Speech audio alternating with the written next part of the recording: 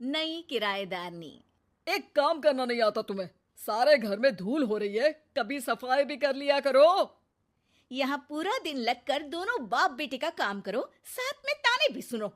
जब मैं बोलती हूँ कि ऊपर वाले पोर्शन में किराएदार रख लो, अरे सफाई भी रहेगी, पैसे भी आएंगे, तब तो किसी को मेरी बात सुननी नहीं होती।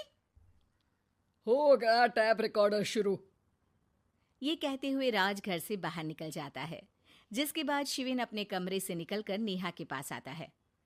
क्या यार मम्मी, कितनी बार बोला है टाइम से उठा दिया करो।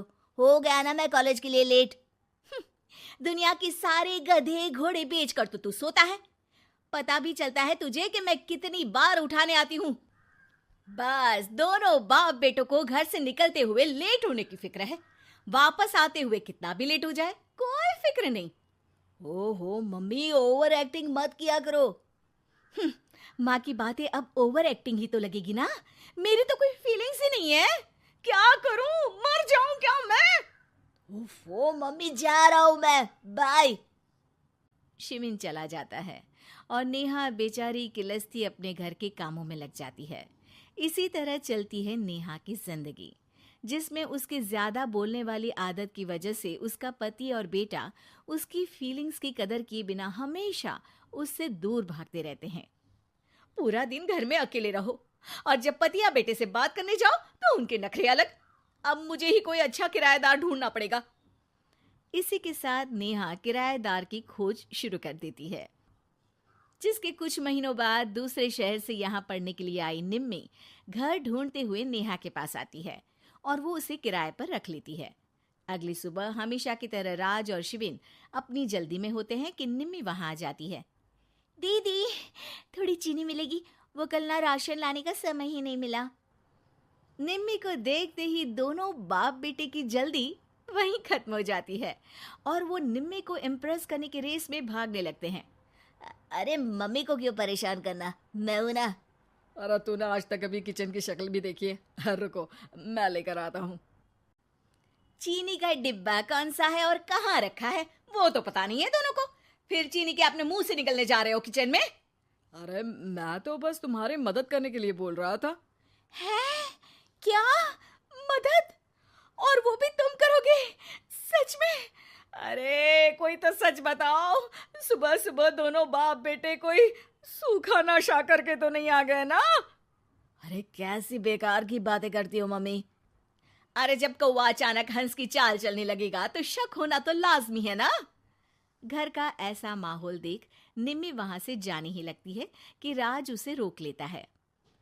अरे आपने चीनी तो ली ही नहीं? इट्स ओके भैया, मैं आज बिना चाय की ही कॉलेज चली जाऊंगी। जहां एक तरफ भैया सुन राज का दिल टूट जाता है, वहीं कॉलेज सुन शिविन खुश हो जाता है। वैसे आप कौन से कॉलेज में हो? इस पर निम्मी जवाब देने ही वाली होती है, लेकिन नेहा टोकते हुए बीच में बोल पड़ती है। अब दोनों को देर नहीं हो रही। हद है इनसे भी, कहीं बात बनने ही नहीं देंगे मेरी तो। अरे जा रहे, अब यहाँ बचाई क्या है? इस पर निम्मी के पीछे पीछे शिविन कॉलेज की तरफ और राज ऑफिस चला जाता है।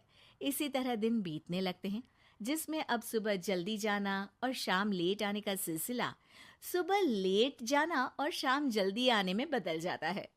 एक शाम वो दोनों समय से पहले ही घर वापस आ जाते हैं, जिन्हें देख नेहा हैरान रह जाती है। हाय मेरे रब्बा, अरे पहले घर जल्दी आना शुरू कर दिया और आज तो उससे भी जल्दी। कहीं मैं कोई सपना तो नहीं देख रही? मतलब अब क्या हम अपने घर भी जल्दी वापस नहीं आ सकते?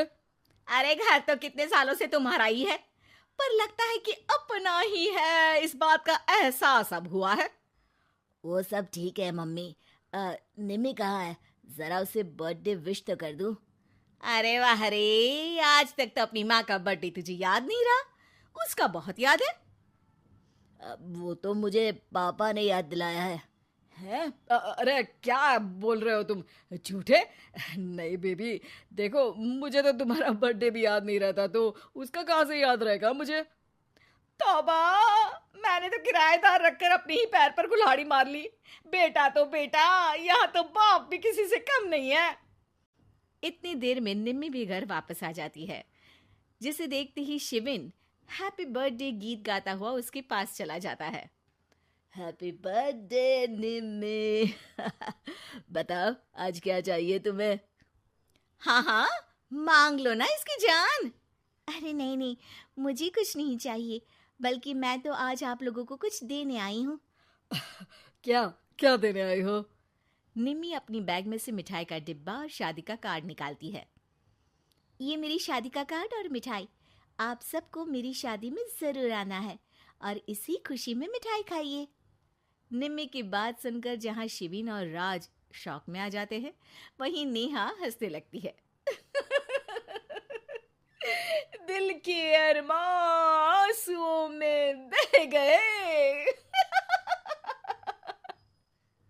नेहा की बात से कंफ्यूज्ड निम्मी उससे इसकी वजह पूछती है, जिस पर नेहा अपने पति और बेटे की सारी करामातें उसे बताती है।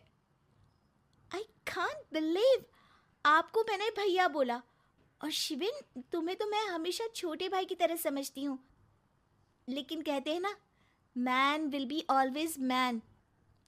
लेकिन आज से ये विमेन सेम नहीं रहेगी इनके लिए। फिर क्या, बाप बेटे आगे आगे और नेहा झाड़ू लेकर उनके पीछे पीछे।